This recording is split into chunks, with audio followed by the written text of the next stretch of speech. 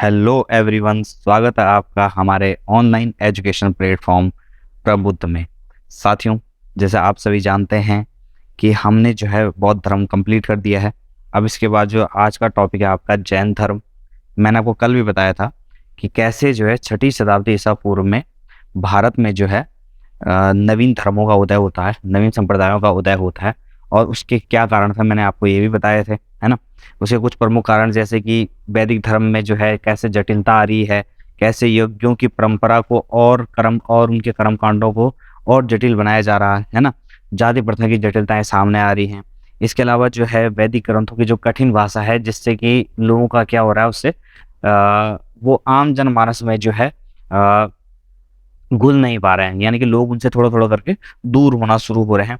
इसके अलावा जो है कृषि मूलक अर्थव्यवस्था का जो है विस्तार होने लग गया है ना। लोहे का आविष्कार हो चुका है, यानी कि लोहे का प्रयोग प्रारंभ हो चुका है, जिस कारण जो है अनेक बदलाव आ रहे हैं, है ना। और वैसे वर्ग के महत्व में भी वृद्धि हो रही है, क्योंकि व्यापार वाणिज्य जो है बढ़ रहा है ना। तो 600 ईस्वी पूर्व में या 6ठी शताब्दी ईसा पूर्व में क्या हो रहा है, एक तरफ तो जो है महाजनपदों का उदय हो रहा है, तो वहीं दूसरी तरफ क्या हो रहा है, अनेक संप्रदाय भी इस समय जो है पनपे, है ना, जिनमें हमने बौद्ध धर्म की चर्चा कर ली है।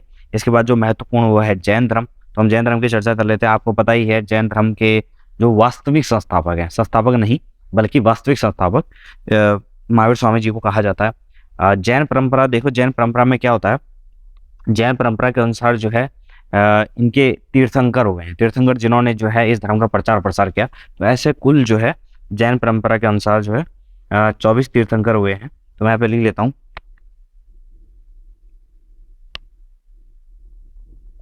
जैन परंपरा अनुसार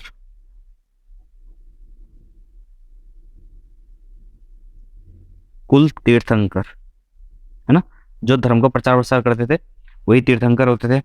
तो कुल तीर्थंकर हुए हैं 24, जिनमें प्रथम है ऋषभ देव, इन्हीं को आदिनाथ भी कहा जाता है, और अंतिम है महावीर स्वामी, है ना, जिनकी यहाँ पे फोटो लगी हुई है, वो है महावीर स्वामी जी, है ना। तो जो ये तीर्थंकर हुए हैं, इनके कुछ प्रतीक चिन्ह भी हैं। तो अक्सर क्वेश्चन पूछ लेता है, तो इसलिए हम इनके कुछ प्रतीक चिन्ह याद कर लेते हैं, है ना।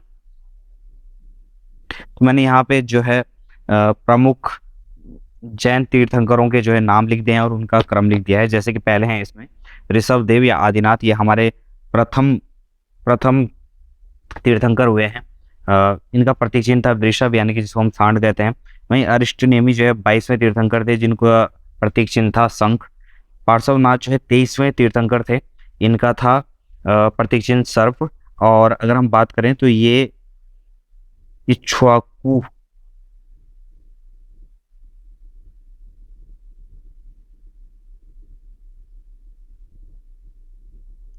इक्ष्वाकु वंशीय थे, है ना।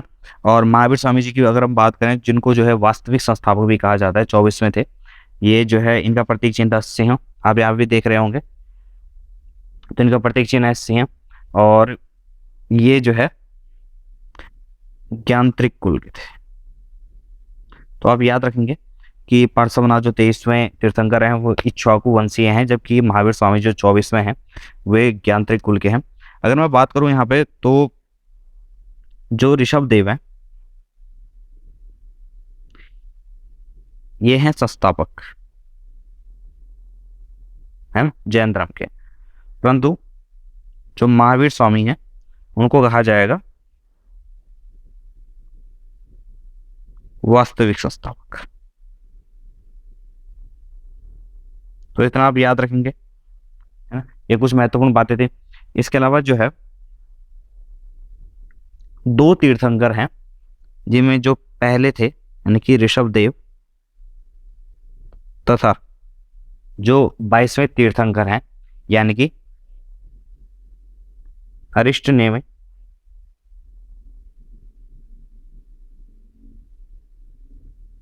इन दोनों का उल्लेख हमें एक महत्वपूर्ण वेद से मिलता है। किससे? ऋग्वेद में, है ना। यानी कभी क्वेश्चन पूछ लेता है कि कौन से जैन तीर्थंकरों का उल्लेख जो है ऋग्वेद में मिलता है, तो इसका उत्तर होगा ऋषभ देव और अरिष्टनेमी का। बात करें अगर अरिष्टनेमी की, तो अरिष्टनेमी को जो है इसमें बताया गया है कि ये श्री कृष्ण के समकालीन थे, है ना। तो ये कुछ महत्वपूर्ण बातें हैं, है ना। अब हम बात करते हैं किसकी, जो इनके 24वें तीर्थंकर यानी अंतिम तीर्थंकर थे और वास्तविक संस्थापक भी जिनको माना जाता है, यानी कि महावीर स्वामी की। इनके बारे में कुछ मूलभूत बातें हम जान लेते हैं। महावीर स्वामी,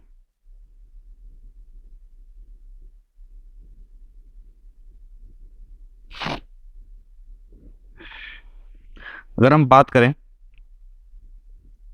तो इनके जन्म की, तो इनका जन्म हुआ था 599 ईस्वी पूर्व में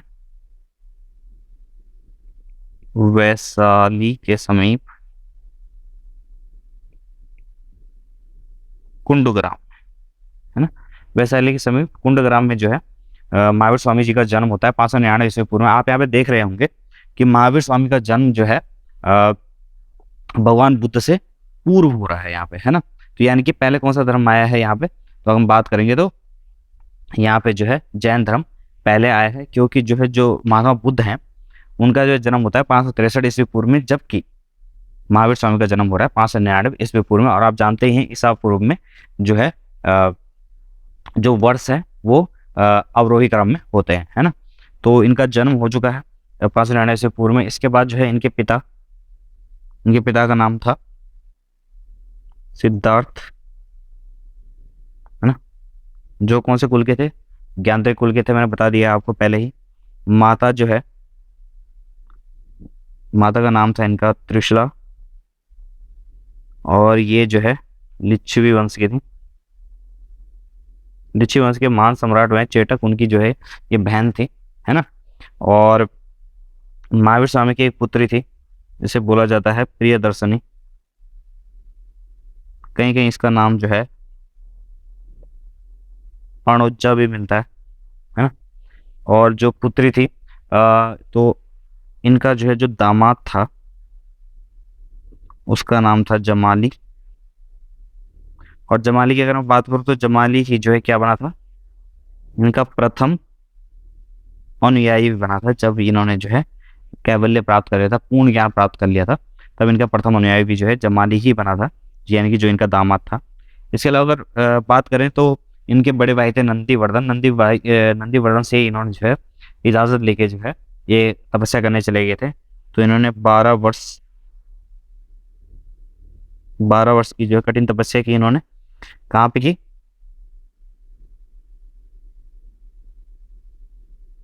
ऋजुपालिका नदी के तट पर, है ना। और कहाँ पर, जिरम्बिक ग्राम के समीप,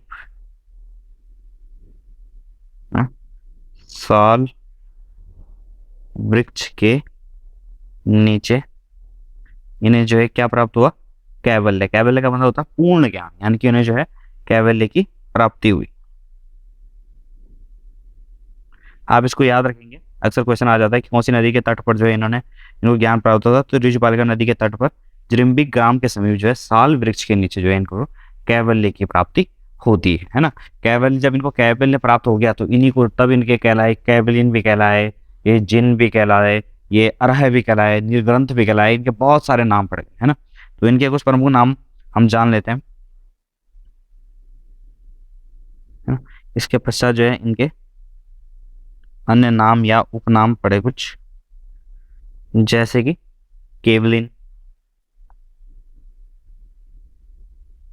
इसके अलावा इन्हें कहलाने लगे जिन। जिन का मतलब होता है विजेता, है ना। इसके अलावा इन्हें कहा जाने लगा अरह। अरह यानी कि योग्य। निर्ग्रंथ यानी कि जो बंधन रहित हो, है ना, सभी बंधनों से जो मुक्त हो चुका हो उसको बोलेंगे निर्ग्रंथ। ये सभी उपनाम थे महावीर स्वामी जी के, है ना। इन्होंने जो अपने उपदेश थे वो प्राकृत भाषा में दिए, आम जनमानस की भाषा में, है ना। उस टाइम आम जनमानस भाषा क्या थी, प्राकृत थी। और इनकी मृत्यु जो है 527 ईस्वी पूर्व में हुई थी। कहाँ पर? पावापुरी में। तो बस हमें ये याद रखना है, ये इनके जो है व्यक्तिगत जीवन से संबंधित जो बातें हैं, है ना। अब इसके अलावा जो है महावीर स्वामी ने क्या किया था कि जब अपने जीवन काल में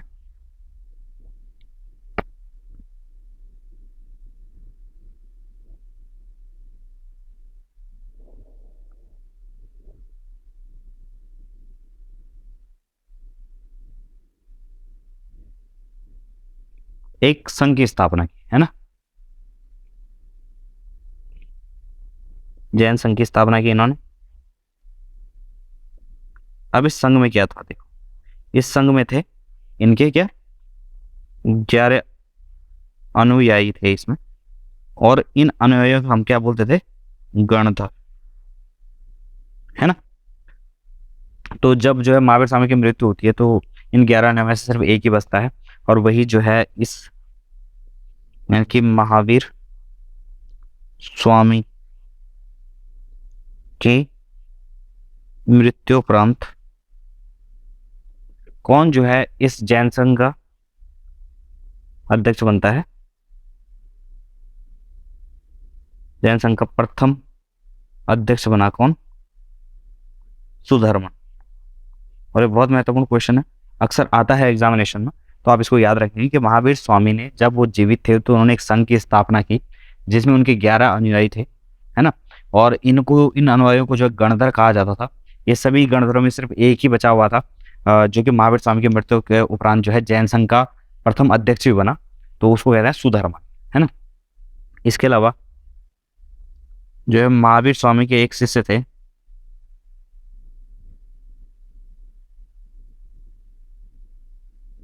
ये बहुत ही महत्वपूर्ण शिष्य थे इनके, मक्खली गोसाल।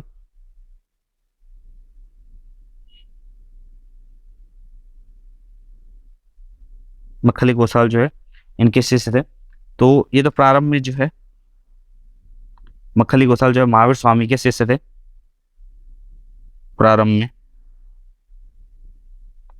बाद में इन्होंने एक नया संप्रदाय या नया मत बनाया, आजीवक की इन्होंने क्या कर दी? स्थापना कर दी ना। इन्होंने एक महत्वपूर्ण जो है एक नया संप्रदाय बनाया आजीवक, जो काफी फेमस हुआ बाद में, है ना। और ये जो आजीवक संप्रदाय था, तो यानी कि अगर आपसे पूछा जाएगा क्वेश्चन कि आजीवक संप्रदाय की स्थापना किसने की, तो वो थे मक्खली पुत्र गोशाल, है ना, मक्खली पुत्र गोशाल थे, है ना। अब हम आजीवकों की अगर बात करें, ये किसको मानते थे? इनका जो मत था वो था नियतिवाद, यानी कि हर एक चीज क्या है, फिक्स है, ये मानते थे, है ना। और जो अगर हम बात करें आजीवकों के संबंध में एक और महत्वपूर्ण बात, तो आजीवक संप्रदाय जो था इसको जो है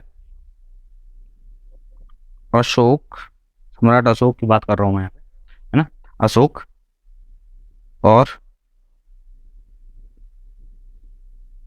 उसके जो पौत्र था दशरथ, इन्होंने क्या किया?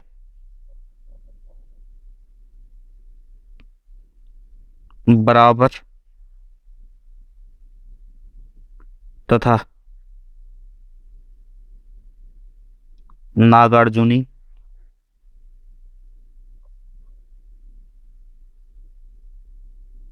पहाड़ियों को काटकर जो है आजीवकों हेतु आवास बनवाए गए, है ना। इन दोनों के समय जो है क्या किया गया? बराबर की पहाड़ियों और नागार्जुनी की पहाड़ियों को काटकर जो है आजीवकों को जो है क्या दिए गए? आवास बनाए गए, है ना। इसके अलावा जो है अगर हम बात करें इस धर्म की, तो जब महावीर स्वामी जो जिंदा थे, यानी कि महावीर स्वामी के समकालीन कुछ महत्वपूर्ण राजा थे। महावीर स्वामी के समकालीन कुछ महत्वपूर्ण शासक हुए हैं जिनके नाम आप याद कर लीजिए, बहुत ही महत्वपूर्ण है। बिंबिसार हो गए, है ना, अजात शत्रु हो गए, उदयन हो गए, ये सभी जो है इनके जो है समकालीन थे। इसके अलावा जो प्रद्योत हो गए, जो बहुत ही महत्वपूर्ण है, अक्सर क्वेश्चन में आता है ना। अगर बात करें अगर हम जैन धर्म की, तो जैन धर्म जो है पुनर्जन्म एवं कर्मवाद में जो है क्या करते हैं, विश्वास करते हैं। है ना, जैन धर्म जो है पुनर्जन्म एवं कर्मवाद में विश्वास करता है ना। इसके अलावा जो है ये बात करता है कि युद्ध व कृषि को जो है वर्जित कर दिया जाए। देखो जैन धर्म में जो है अहिंसावादी दृष्टिकोण जो है बहुत ही ज्यादा हावी है, यानी कि उसमें अहिंसा को बहुत सर्वोच्च लगभग सर्वोच्च स्थान दिया गया है, लगभग लगभग हर चीज में। तो जैसे युद्ध है, युद्ध में क्या सैनिक मारे जाते हैं, लोग मारे जाते हैं, है ना। तो इसलिए इन्होंने कहा कि युद्ध को जो पूर्ण वर्जित कर दिया जाए, यहाँ तक कि कृषि को भी वर्जित कर दिया जाए, क्योंकि कृषि के कारण जो है अनेक छोटे छोटे सूक्ष्म जीवों की जो है मृत्यु हो जाती है ना। और कहीं ना कहीं ये इनके पतन के प्रमुख कारणों में से भी रहा कि इन्होंने युद्ध और कृषि दोनों को जो है वर्जित माना, है ना। बात करें अगर हम, तो इनकी शिक्षाओं में कुछ महत्वपूर्ण है ना। तो जैन धर्म में जो है कुल जो है 5 प्रकार की जो है 5 प्रकार की महत्वपूर्ण बातें कही गई हैं, जिनको पंच महाव्रत या अणुव्रत भी कहा जाता है। इनमें से जो है 4 जो है पार्श्वनाथ ने दी थी, तो मैं बात कर लेता हूँ। इसमें जो पहला है वो है अहिंसा, है ना। जो दूसरा है सत्य, तीसरा है अपरिग्रह। अपरिग्रह का मतलब होता है कि आप संपत्ति इकट्ठा मत कीजिए, है ना। चौथा है आपका अस्त्य, यानी कि आप चोरी मत कीजिए, है ना। तो ये जो चारों हैं ये दिए थे पार्श्वनाथ में, यानी जो इनके 23वें वो थे। वहीं जो है इसमें प्लस करके एक 5वां जोड़ा किसने, वो था ब्रह्मचर्य, और वो जोड़ा था किसने,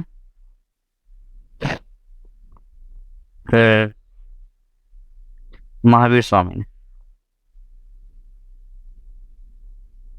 है ना। तो आप याद रखेंगे कि जो ब्रह्मचर्य जो है जोड़ा था किसने, महावीर स्वामी ने। अक्सर क्वेश्चन आता है कि 5वां अणुव्रत उसमें किसने जोड़ा, तो महावीर स्वामी ने, और वो था ब्रह्मचर्य। ब्रह्मचर्य का मतलब होता है अपनी इंद्रियों पे वश रखना, यानी अपनी इंद्रियों पर कंट्रोल रखना और महिलाओं से दूर रहना, है ना। ये था ब्रह्मचर्य का मतलब। और इनको कहा जाता है, इन 5 को मिलाकर जो है कहा जाता है पंचव्रत या अणुव्रत भी कहा जाता है। तो आप याद रखेंगे ये जैन धर्म की महत्वपूर्ण शिक्षा है ना। इसके अलावा जो है अगर हम बात करें, तो जिस तरह से जो है बौद्ध धर्म में त्रिरत्न थे, बुद्ध धम्म था संघ, उसी प्रकार जो है जैन धर्म के भी त्रिरत्न है। हम बात कर लेते हैं जैन धर्म के त्रिरत्न, है ना। जैन धर्म के त्रिरत्न है। इसमें जो है ये त्रिरत्न क्यों आवश्यक है, इसलिए आवश्यक है ताकि जो है हम जो हमने जो है कर्म फल किया है ना, उसके कारण जो है क्या हम कर्म करते हैं, उनके कारण जो हम क्या होता है जन्म के बंधनों में जो है उलझे हुए रहते हैं। तो इन कर्म फलों से जो है मुक्ति के लिए जो है आवश्यक है त्रिरत्न, है ना। इसमें जो पहला है वो है आपका सम्यक दर्शन, यानी कि जो वास्तविक ज्ञान होता है उसकी बात की गई है यहाँ पे, है ना। दूसरा है सम्यक ज्ञान, और तीसरा है सम्यक आचरण। तो ये त्रिरत्न है किसके, जैन धर्म के, है ना। वहीं अगर हम बात करें तो जैन धर्म में जो अनेक अनेक अनेक सिद्धांत जो है सामने आते हैं। जैन धर्म के सिद्धांत आप जो है इनको थोड़ा थोड़ा ध्यान में रखेंगे, क्योंकि ये ऑप्शन बेस्ड क्वेश्चन में आता है कि बताइए कि अनेकांतवाद कौन से धर्म से संबंधित है ना। तो जैसे इसमें है अनेकांतवाद। अनेकांतवाद का मतलब होता है बहुरूपता का सिद्धांत होता है ये एक प्रकार का, है ना। दूसरा है महत्वपूर्ण स्यादवाद, ये अत्यंत महत्वपूर्ण है। देखो इसमें ये क्या बोलते हैं कि जैसे हर किसी का दृष्टिकोण जो अलग अलग है, और दृष्टिकोणों की अलग अलग भिन्नता है, इस कारण जो है अलग अलग लोग अलग अलग चीज़ों को अलग अलग रूप में जो है प्रदर्शित करते हैं, परंतु वास्तविक रूप में वो होती हैं अलग अलग, पर वो होती नहीं है ना। तो दृष्टिकोण की भिन्नता के कारण जो है ज्ञान के जो विभिन्न स्वरूप हैं उनको अलग अलग रूप में जो हम व्यक्त करते हैं, है ना। इसी को जो है स्याद्वाद कहा जाता है। इसके अलावा जो यहाँ बात की गई है अनंत चतुष्टय की, देखो इनके अनुसार अनंत चतुष्टय यानी कि इनके अनुसार जब जो है जीव जो है कर्म के अवशेष से बिल्कुल समाप्त हो, जब जीव के अंदर जो है जो कर्म का अवशेष है जो पूरा खत्म हो जाएगा, तो क्या होगा कि वो जो है मोक्ष की प्राप्ति कर ले।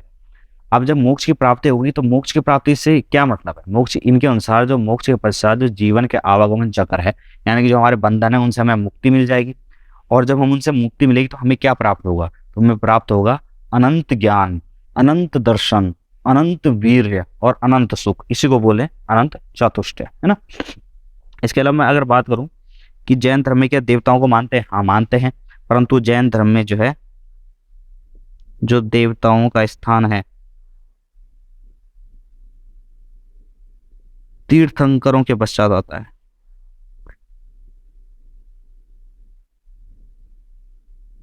आप इस बात को समझेंगे कि इनके अनुसार जो है जो सर्वश्रेष्ठ हैं वो है तीर्थंकर, और उसके बाद दूसरे नंबर पे क्या है, देवता है ना। इसके अलावा जो है इनमें जो है इन कर्म फलों को जो है वो करने के लिए समाप्त करने के लिए जो है इनमें कुछ विधियां अपनाई जाती हैं, जिनको कहते हैं जैसे कि संथारा, कहीं के अलग अलग जगह इनका नाम अलग अलग मिलेगा आपको, संलेखना, काया क्लेश, शैल्यवरण। वैसे इनमें हल्का हल्का डिफरेंस है, परंतु ये सभी जो है जितने मैंने आपको ये चारों लिखवाए हैं इनका एक साधारण सा मतलब है, ये क्या है, निर्वाण प्राप्त करने के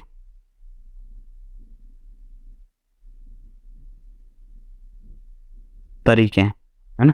संथारा, संलेखना, इसमें क्या होता है देखो, इसमें जो आपको उपवास रखकर या जैसे भी करके जो है आपको अन्न व जल का त्याग करके जो है क्या होता है, प्राण त्यागने होते हैं, यानी देह त्यागने होती है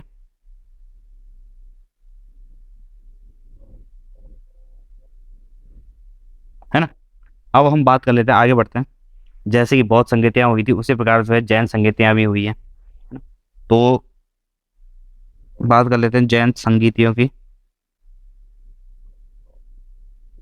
तो कितनी हुई हैं, दो हुई है ना। तो पहले की बात कर लेते हैं, प्रथम की। जो प्रथम हुई थी 310 ईस्वी पूर्व में, है ना। ये हुई थी आपका पाटली पुत्र में, जिसका आधुनिक नाम क्या है, पटना, है ना। इसके अध्यक्ष थे स्थूल भद्र, है ना। और इसमें जो है क्या हुआ था, इसमें जो है जैन धर्म जो दो भागों में बढ़ गया, श्वेतांबर तथा दिगंबर। इसके बाद जो है जो द्वितीय बौद्ध संगीति है उसकी बात कर लेते हैं। द्वितीय बौद्ध संगीति हुई थी बहुत टाइम बाद, यानी कि 512 ईस्वी में। अब आप ये बात याद रखेंगे कि प्रथम जो 310 ईस्वी पूर्व में हो रही है और ये 512 ईस्वी में हो रही है, यानी कि ये कितने सालों बाद हो रही है, 310 ईस्वी के पश्चात जो है 512 ईस्वी में, यानी कि ये हो रही है 822 वर्ष बाद, है ना। तो द्वितीय बौद्ध संगीति जो है हुई थी आपकी वल्लभी में, और वल्लभी कहाँ है आपको पता होना चाहिए, गुजरात में स्थित है वल्लभी, है ना। इसके अध्यक्ष थे देवर्षि क्षमा श्रवण। तो आप इन दोनों के जो अध्यक्ष याद रखेंगे, अक्सर यही क्वेश्चन में पूछ लेता है ना। तो यही था इसमें महत्वपूर्ण, है ना। इसके अलावा जो है कुछ और महत्वपूर्ण थोड़े बहुत फैक्टर, जैसे कि दिलवाड़ा का जैन मंदिर कहाँ स्थित है, दिलवाड़ा का जैन मंदिर तो ये है आपका राजस्थान में, और जो ये मंदिर है ये मुख्यतः किसका है? ऋषभ देव का। और मैंने आपको बताया ऋषभ देव जो है या ऋषभ आदिनाथ जो है प्रथम वो थे, है ना। माना जाता है कि जो ऋषभ देव है इनके पुत्र थे कौन? बाहुबली, या इन्हीं को बोलते हैं गोमतेश्वर। तो इनकी जो है क्या है, मूर्ति है कहाँ पे? कर्नाटक में। और यहाँ जो है जहाँ इनकी मूर्ति है वहाँ जो एक महत्वपूर्ण कार्यक्रम होता है जिसको बोलते हैं महामस्तिकाभिष, और ये होता है प्रत्येक 12 वर्ष में, है ना। तो ये थोड़ा बहुत आप याद रखिए। जैसे मैंने आपको बताया था इसके अलावा कि जैन धर्म जो 2 पार्ट में बढ़ जाता है, तो महत्वपूर्ण भागों में बढ़ जाता है, श्वेतांबर और दिगंबर।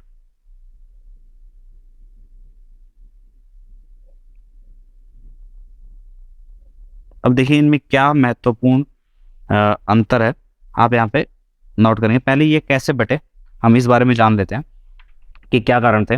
देखो ऐसा हुआ था कि जब महावीर को जो है, महावीर स्वामी जी को जो है निर्वाण की प्राप्ति हो गई थी, तो उनके लगभग लगभग 200 वर्ष बाद जो है मगध में एक 12 वर्षों का एक अकाल पड़ा, एक भयंकर अकाल पड़ा, है ना।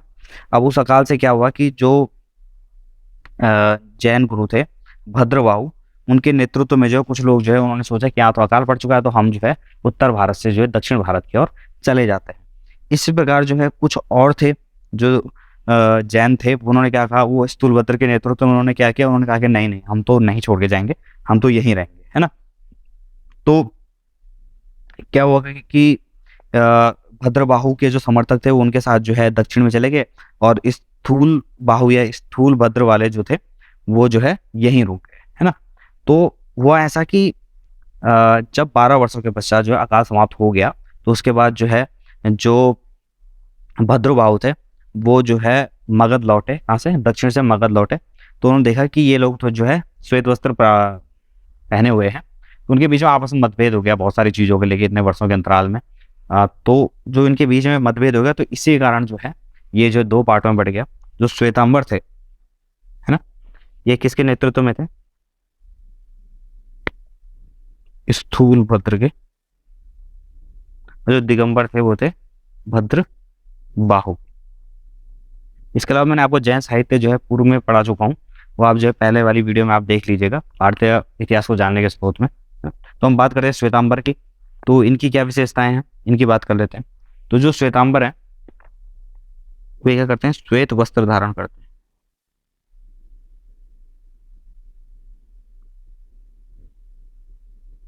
जबकि जो दिगंबर है ये वस्त्र धारण नहीं करते, इन्हें पूर्णतः जो क्या रहते हैं,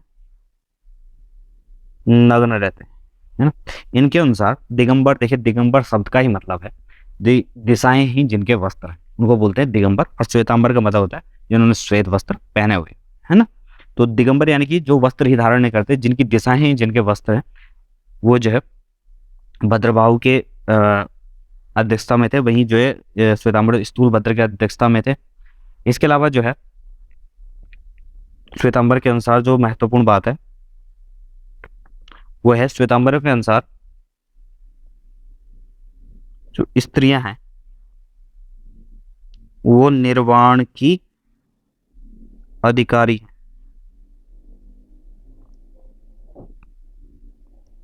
जबकि दिगंबर मानते हैं कि स्त्रियों को निर्वाण संभव नहीं। इसके अलावा जो है जैन धर्म के अनुयायी जो है कृषि और युद्ध में संलग्न नहीं थे, बल्कि व्यापार और वाणिज्य को ही ये लोग महत्व देते थे। धीरे धीरे कर बाद में भी जो है जैन धर्म का भी पतन हो गया। इसका भी वही कारण था, जैसे कि इन्होंने जो है जाति व्यवस्था का जो है बनाए रखी थी। इन्होंने जो है इस पर कोई ज़्यादा बात, अहिंसा पर इनका कुछ ज़्यादा ही बल था, जिसके कारण जो है नियम धारण करना जो है मुश्किल हो गया था। यानी कि जैसे कृषि ना करे आदमी तो खाए क्या, है ना। इसके अलावा जो है बाद में धीरे धीरे करके जो है इनको राज्य संरक्षण मिलना बंद हो गया था, ये भी एक महत्वपूर्ण कारण था, है ना। और बौद्ध धर्म का जो है उत्थान हो गया, बौद्ध धर्म जो चरम पर पहुंच गया था, ये भी एक महत्वपूर्ण कारण था। तो बस यही था इसके जैन धर्म के संबंध में। तो मिलते हैं हम नेक्स्ट वीडियो में।